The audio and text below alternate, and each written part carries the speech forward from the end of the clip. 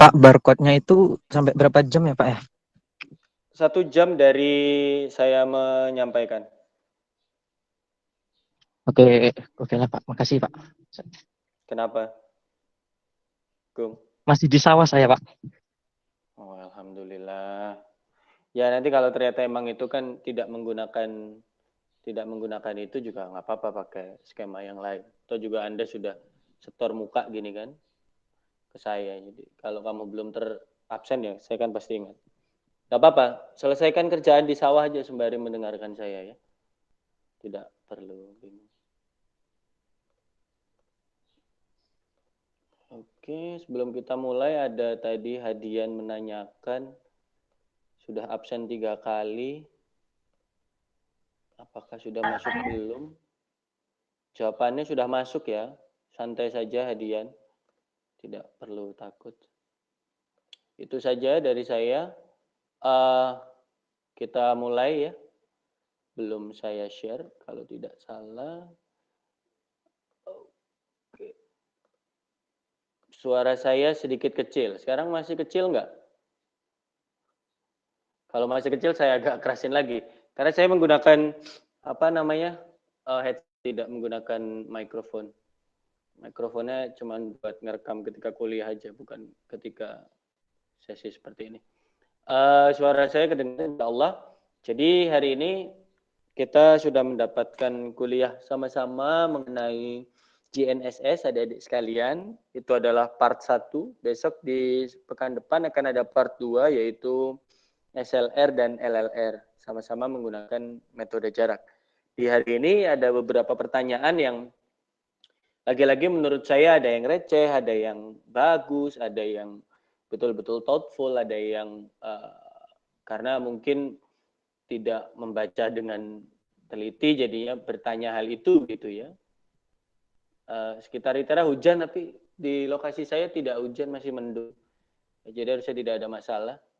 Nah, kita mulai. Pertanyaan pertama yang ingin saya bahas adalah pertanyaan dari Bayu, yaitu dalam penerapan ketika kita mengambil data menggunakan salah satu satelit tadi gitu ya, karena ada 6 sistem satelit dalam GNSS, dapat ditransformasi ke bentuk yang lain. Jawabannya adalah sesuai dengan apa yang tadi saya sampaikan, bisa. Caranya bagaimana? Tinggal perlu melakukan parameter transformasinya. Ingat, parameter transformasi itu ada rotasi, translasi, dan dilatasi atau skala. Selama kamu tahu parameter transformasi antara satu sama lainnya itu, maka kamu nanti bisa melakukan transformasi dari satu sistem koordinat GPS, sistem koordinat GLONASS, ataupun ke yang lainnya. Itu yang pertama. Cuma sebelumnya saya juga mau mengingatkan dan menjelaskan lagi bahwa ketika saya bilang GNSS, itu memang kesemuanya itu masuk ke GNSS. Tapi bukan berarti kamu punya data GPS dari satu satelit saja, data Galileo dari satu satelit saja, data GLONASS dari satu satelit saja, lalu data Beidou dari satu satelit saja, lalu kamu terima di satu server dan dari satu itu bisa diolah, tidak. Mereka hanya bisa hidup sendiri-sendiri. Jadi nama GNSS itu cuma gabungannya aja, bukan berarti digabung tuh bisa diolah bareng-bareng, tidak.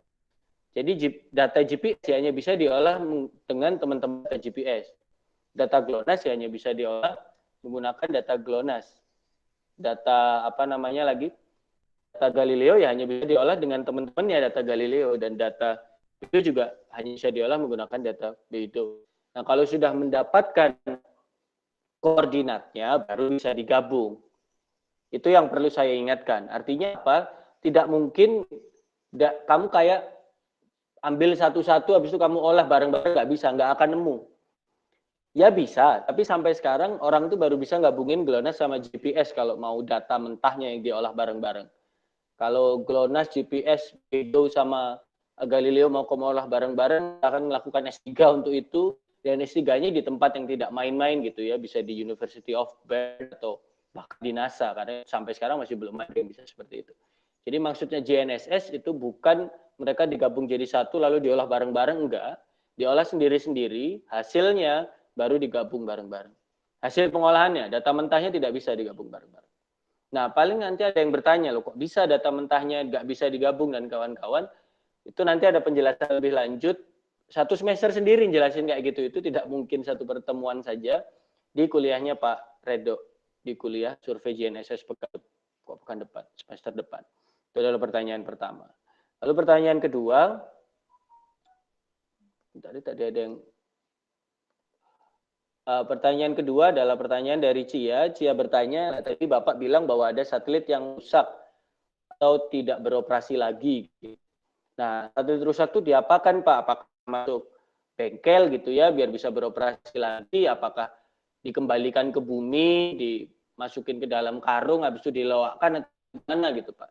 Nah, jawabannya adalah ya, yang pernah saya jelaskan dulu sebelum UTS, ya, sebelum krisis COVID, bahwa ketika ada satelit rusak atau satelit yang sudah tidak bisa dipakai, ya tidak ada cara lain selain dibiarkan di luar angkasa. Yang bisa kita lakukan menaruhnya ke orbit khusus yang memang dalam tanda kutip orbit ini namanya adalah orbit parkir, atau kalau bahasa Inggrisnya adalah graveyard orbit atau orbit kuburan gitu ya. Jadi banyak satelit itu dimasukkan ke situ. Dan tidak boleh nabrak, kalau nabrak jadi sudah. Seperti kemarin omongan saya, kalau satu nabrak dengan yang lain, peluang untuk nabrak dengan yang lainnya akan menjadi tinggi. Gitu kan. Jadi tidak bisa ditarik ke bumi lagi, apalagi diloakkan, nggak mungkin ya Cia ya. Bisanya hanya dipindah ke orbit parkir, lalu sudah didiamkan. Sementara solusinya hanya ada seperti itu. Nah, selanjutnya ada lagi yang bertanya. Nah, ini Dori bertanyanya lumayan asik pertanyaannya. Ada GPS, Pak, ada GLONASS, ada Kompas, itu kan dasarnya sama. Kenapa sih kok bikin sendiri-sendiri, Pak? Kenapa kok nggak pingin gabung aja, bikin sesuatu yang bareng-bareng gitu? Jawabannya adalah, bayangkan kalau Anda menjadi pengguna saja, kayak contoh Indonesia, menjadi pengguna. Nah, terus ternyata Donald Trump lagi marah sama Indonesia, terus bilang, buat orang Indonesia, GPS nggak bisa dipakai. Gimana cara kita menavigasi? Nggak bisa. Artinya apa? Kalau kita tidak mempunyai sistem navigasi sendiri, maka sebetulnya kemerdekaan secara geospasial kita itu masih belum ada. Artinya kita masih belum bisa berdiri sendiri di melawan bangsa lain gitu ya. Kasarannya kita untuk menentukan ke satu geodesi aja kita masih butuh bantuan orang lain. Kalau orang lain sudah tidak mau bantu kita bisa apa? Cuman bisa nangis saja. Cuman bisa, aduh kok itu ya Donald Trump. Cuma gitu saja. Kita nggak bisa marah atau kita nggak boleh, nggak bisa. Itulah kenapa Rusia pengen bikin sendiri, Uni Eropa bikin sendiri, Cina pengen bikin sendiri. Kalau nggak bikin sendiri, ya dia tidak merdeka secara geospasial nantinya. Nah, Dinda tadi bertanya, kalau Bayu tanyanya adalah mengenai transformasi koordinat, kalau Dinda tanyanya transformasi waktu. Gimana Pak caranya? Asal kita tahu hubungan antara satu sama lainnya, contoh, GPS time dengan GLONASS time hubungannya minus sekian detik. Galileo time dengan GPS time hubungannya minus sekian detik. Beidou time dan GPS time hubungannya minus sekian detik. Maka semuanya bisa ditransformasikan ke satu atau yang lainnya. Ya let's say kalau misal ternyata GPS time-nya 1, GLONASS time-nya ternyata 2, dengan asumsi GLONASS time itu GPS time dikurangi 2 detik, ya berarti kan 0 di GPS time kan gitu ya.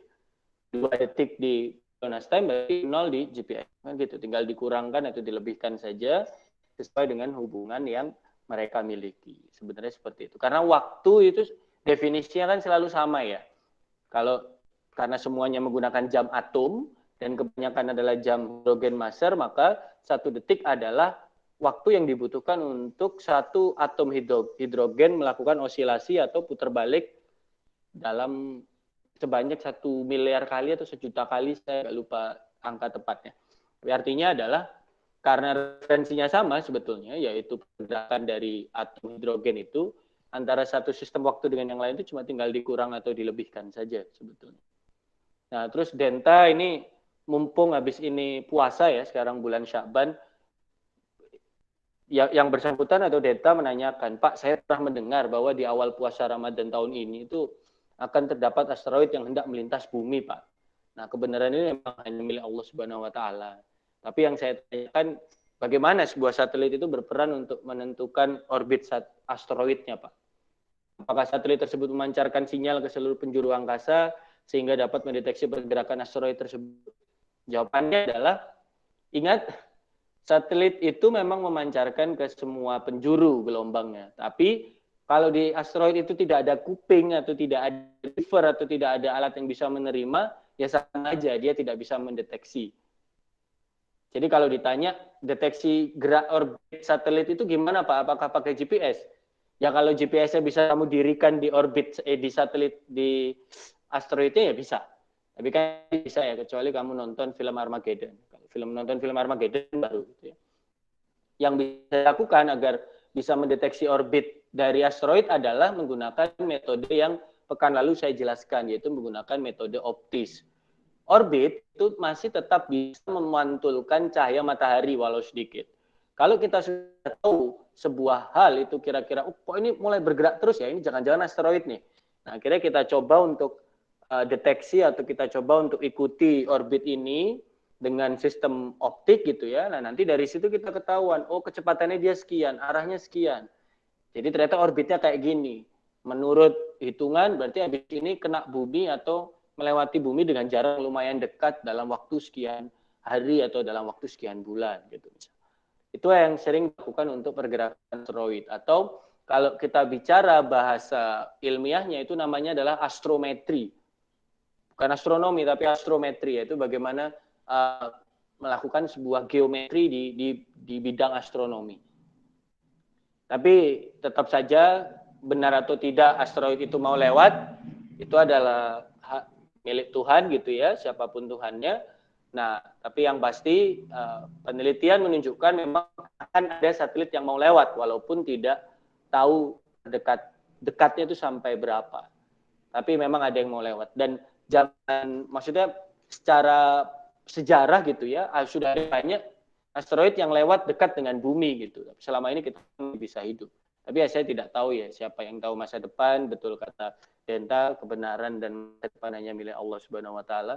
Jadi kita sama-sama berdoa saja. Jangan sampai gara-gara ngelihat tweet home di Twitter langsung pada jadi galau semua gitu ya. Kayak beberapa orang kan banyak sekali yang galau gara-gara tweet IndiHome di Twitter beberapa hari yang lalu.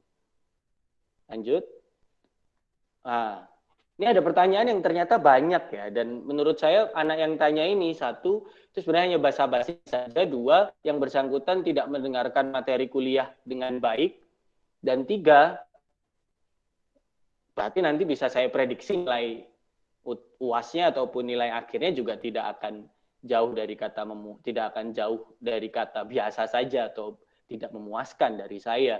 Karena pertanyaannya sangat sederhana, yaitu fungsi jam atom sendiri dalam satu itu tuh apa ya? Malah ada yang tanya, jam atom itu apa ya Pak?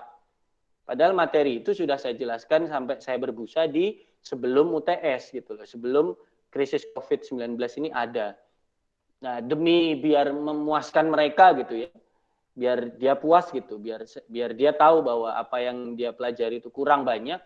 Jam atom itu adalah jam yang menggunakan atom sebagai penandanya, bukan sebagai matahari, bukan kayak apa namanya pergerakan atau pergerakan matahari, tapi menggunakan pergerakan dari atom. Tadi sudah saya jelaskan. Satu detik adalah sekian juta osilasi atom hidrogen, itu berarti pakai jam atom.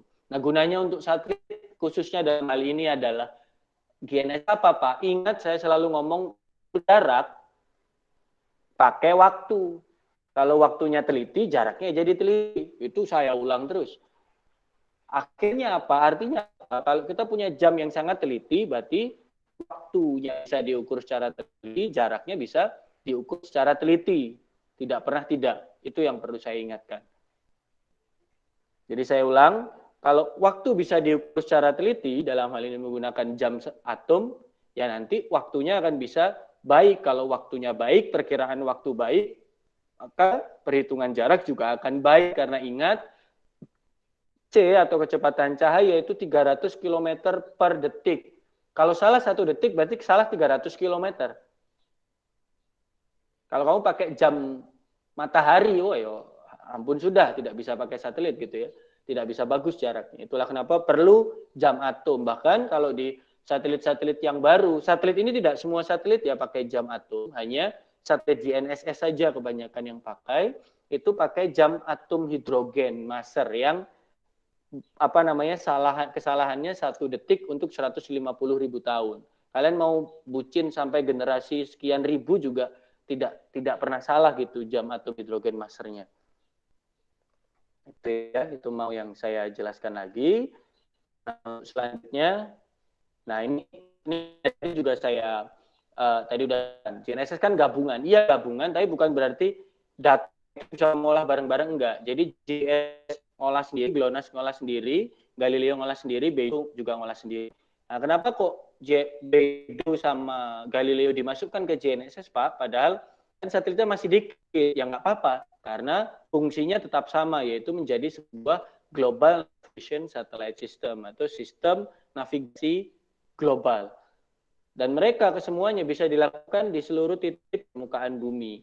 Tapi memang resolusinya masih jelek kalau untuk yang Galileo khususnya.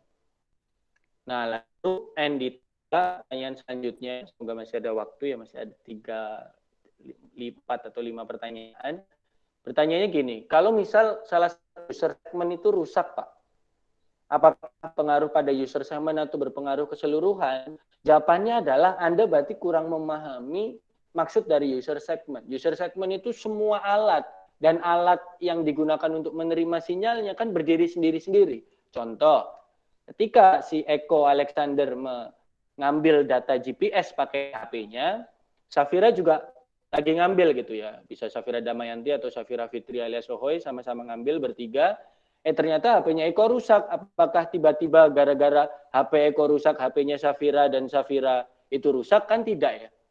Jadi user segmen itu berdiri sendiri-sendiri dan independen. Kalau rusak satu ya urusan dia rusaknya. Urusan yang punya alat itu gitu. Tidak berpengaruh dengan alat yang lain. Kalau ternyata berpengaruh dengan alat yang lain, matilah pula gitu ya. Seluruh dunia ada yang rusak satu, yang lain ikut rusak, hancur sudah. Nggak bisa dipakai GPS-nya. Jadi kalau user segment, kalau usernya rusak, ya wes itu adalah urusan di user itu doang, bukan user segmen keseluruhan itu enggak. User segmen keseluruhan masih bisa berjalan, karena mereka independen atau sendiri-sendiri. Nah, lalu Safira Damayanti bertanya, Pak, kenapa satelit itu saat melewati atmosfer ada efek terhadap atmosfernya? Saya ingatkan, yang lewat bukan satelitnya ya. Kalau satelitnya lewat kiamat jadinya. Berarti dia turun ke permukaan bumi dong. Bukan satelitnya yang lewat, gelombangnya yang lewat. Sinyalnya. Dan materi beberapa pekan lalu selalu sampaikan dan sudah ingatkan bahwa materinya sinyal. Jika sinyal melewati atmosfer, terjadi bias, terjadi efek-efek tertentu. Itulah yang terjadi efeknya. Bukan satelitnya yang lewat dengan atmosfer ya, kiamat itu nanti namanya. Soalnya satelit kan nggak mungkin kalau turun ya rusak. Nggak sampai bawah belum kebakar ya hancur sudah berarti bumi kan. Nah lanjut, Aulia menanyakan yang menurut saya bagus ya. Kan GPS ngirim info kesehatan Pak. Nah tahu dia sehat atau enggak gimana ya? Apakah dia ngomong saya sehat gitu atau dia ngisi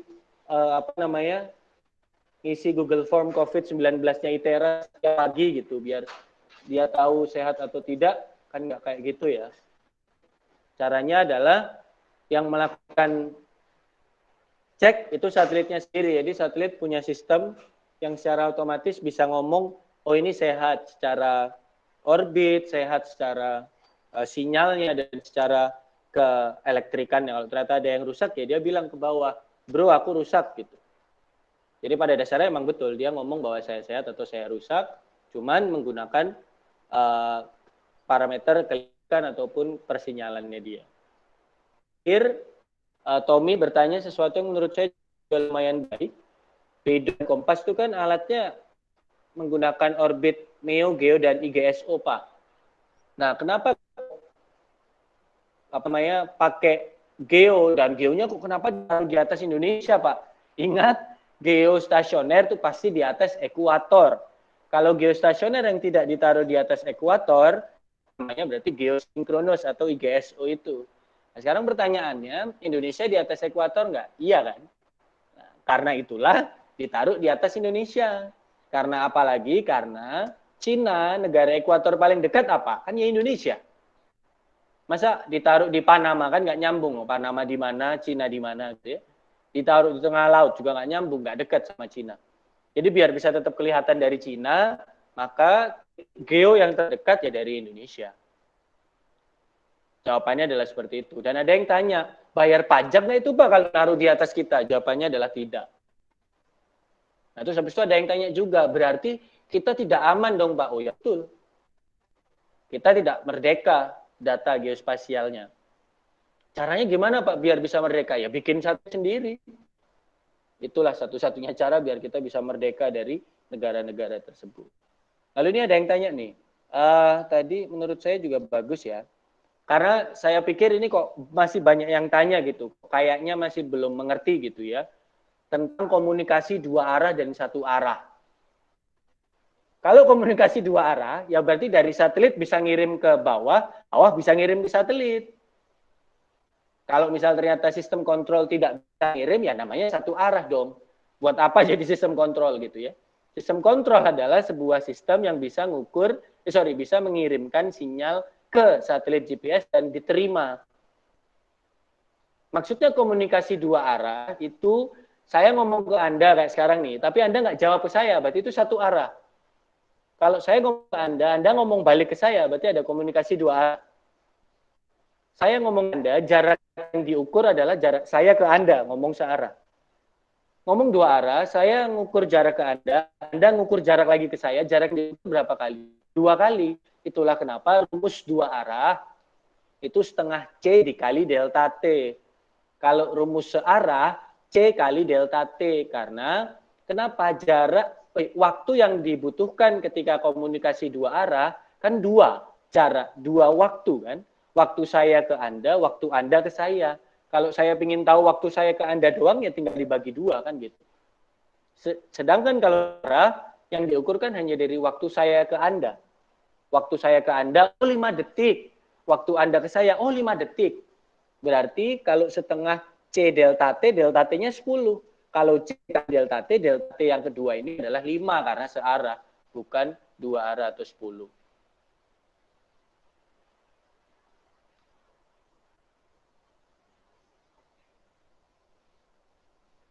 Nah, selanjutnya ini mungkin sedikit ya, Fajar menanyakan, Pak, space race itu apakah terjadi, Pak? Jawabannya benar ya. Dulu space race antara Amerika dengan Uni Soviet, sekarang space race antara Amerika, Rusia, Uni Eropa, dan Cina. Sekarang terjadi space race. Kalau kamu cari yang space race swasta, ada juga ada SpaceX, Blue Origin, sama Virgin Galactic. Nah, itu juga salah satu space race. Kok sekarang space race terjadi? Karena orang ingin mining atau melakukan pertambangan di asteroid ataupun di bulan atau di luar angkasa yang lain. Karena di atas sana itu banyak besi. Karena besi itu tidak bisa dihasilkan secara alami di bumi. Yang ada di bumi itu berarti bukti bahwa dulu bumi itu tertabrak asteroid yang banyak. Sehingga asteroid-asteroid atau planet yang nabrak sama bumi itu membawa besi. Jadinya besi itu ada. Lihat di internet, besi itu elemen alam yang tidak bisa dihasilkan oleh alam. Dia cuma bisa dihasilkan dari tabrakan dengan asteroid, karena terbawa dari asteroid.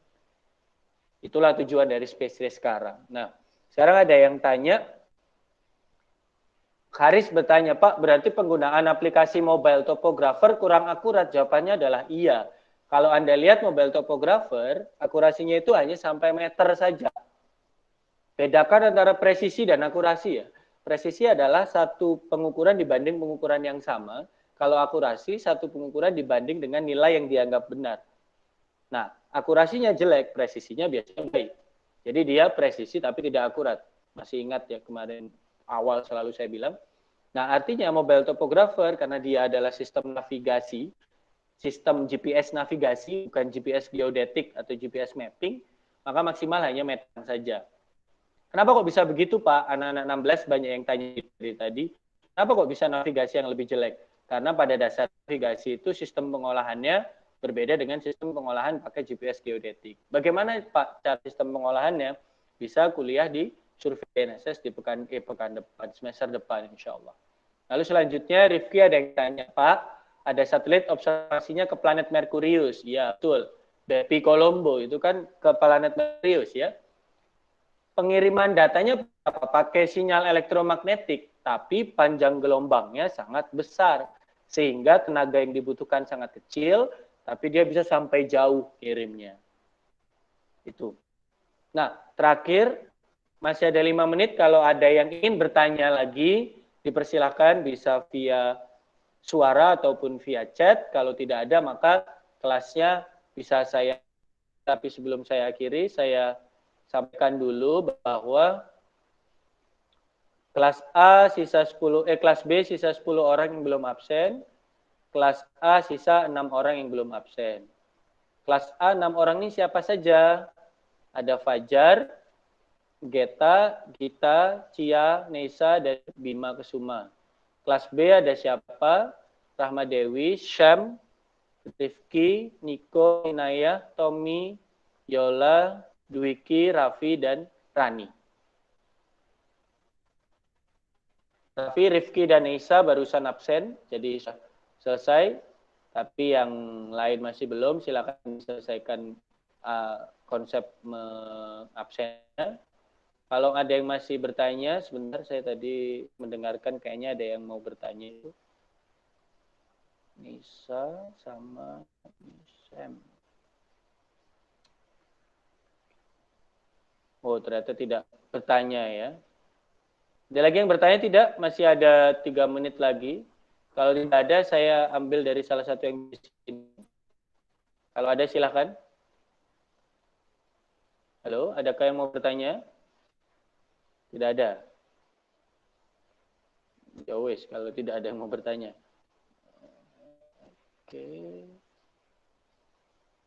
Oke, saya ambil satunya di sini.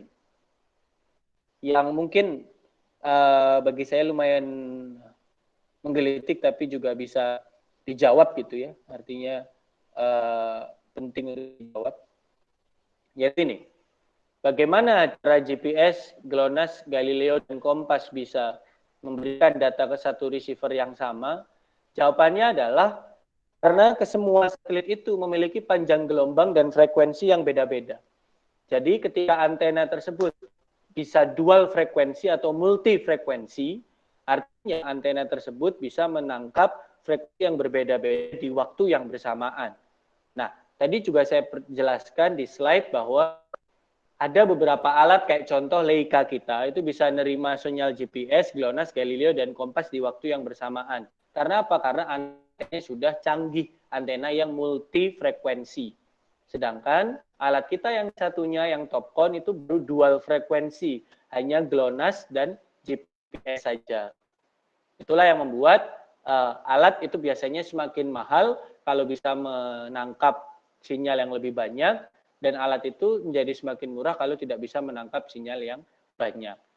Alias ini semua tergantung dengan antenanya.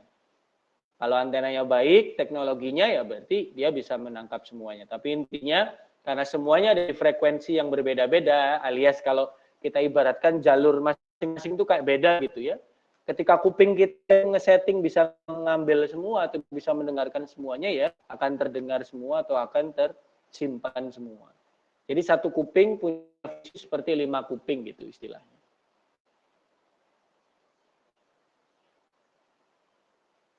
Nah, terakhir pertanyaan yang menurut saya juga bagus ya.